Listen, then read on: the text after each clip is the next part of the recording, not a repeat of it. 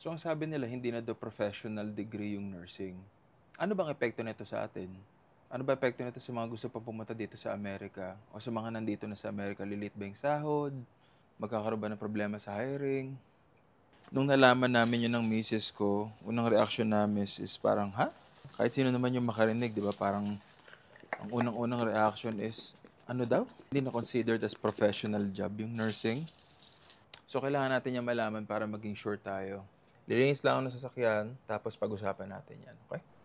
Yun, hello po ulit sa inyong lahat. My name is Chang. Salamat po ulit sa pagtambay dito sa channel. At kung bago lang po kayo dito, kami po ay family of 3. Galing po kami ng Pilipinas, lumipad po kami papuntang UK. At ngayon po nandito kami sa US, nakabase po kami sa Atlanta, Georgia. So tulad nga ng sabi ko kanina, hindi na considered as professional ang mga nurse dito sa Amerika. So, ibig sabihin ba nito, hindi na kailangan kumuha ng lisensya? Ibig sabihin ba nito is kahit sino na lang pwede na maging nurse? So, yan ang tatalakayin natin today. Ikakat natin to into 3 parts. Number 1 is ano ba to at ano ba ang epekto nito? Number 2, nurses na nandito na sa Amerika. And number 3, sa'yo kung nandiyan ka sa Pilipinas at gusto mong pumunta dito sa Amerika.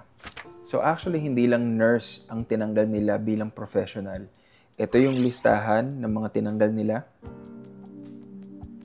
So, I searched through the internet at nabasa ko sa isang article na ang pinakamalaking epekto nito ay para sa mga tao na nandito sa Amerika na gustong maging nurse.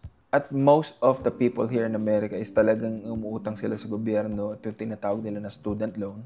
At dahil hindi na nga considered professional ang nursing degree, bababa na ang cap ng pwede nilang utangin. Kasi alam nyo dito sa Amerika, kapag dito kayo nag-start bilang nurse, sobrang mahal ng tuition. Kaya mapapansin nyo may mga tao na nag-aaral, pumunta pa ng Pilipinas para tapusin yung nursing course nila. But of course, kung nandito ka at meron ka ng ipon at meron kang pera pambayad ng tuition, nobody's stopping you. So ano naman ang magiging epekto nito sa mga tao na nandito na at nagtatrabaho na bilang nurse? Kung ikaw nurse na dito nagtatrabaho ka na bilang nurse sa hospital, ang requirements will still be the same. Katulad ng sahod nyo, hindi naman yan magbabago kasi ang nagda-drive naman ng sahod ng mga nurses kung bakit mataas is of course, it's always going to be the demand for nurses at hindi yung status nyo bilang professional. The only time na magkakaroon to ng epekto sa inyo directly is kapag gusto mong i-further yung studies mo. Meaning kapag gusto mong maging CRNA o gusto mong maging nurse practitioner, mas mababa na yung pwede mong utangin sa gobyerno para ipagpatuloy yung studies mo. Pero tulad nga ng sabi ko kanina, kung nakapag-ipon ka, may sarili kang pera, you can go for it. Indirectly, tingin ko is magkakaroon lalo ng shortage sa mga nurses.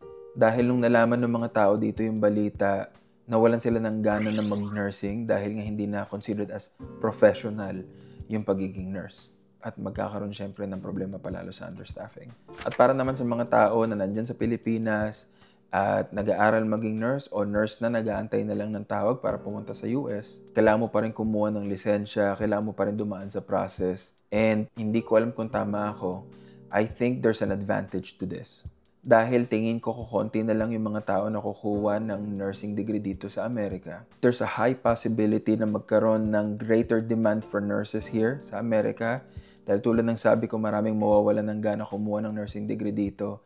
So, maging ready kayo. Pero syempre, ang dahilan naman kung ba't di ka pa nakakapunta dito, hindi naman dahil sa ayaw na mag-hire ng ospital. It will always be about, of course, the immigration process. So, yun lang muna yung topic natin for today para magkaroon lang ng clarity kung ano ba yung nangyayari dito sa Amerika at ano ba yung maging epekto nito for you and me.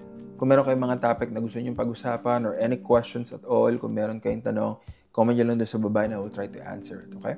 Maraming salamat po ulit sa pagtambay dito sa channel. And again, this is Chia. And see you soon.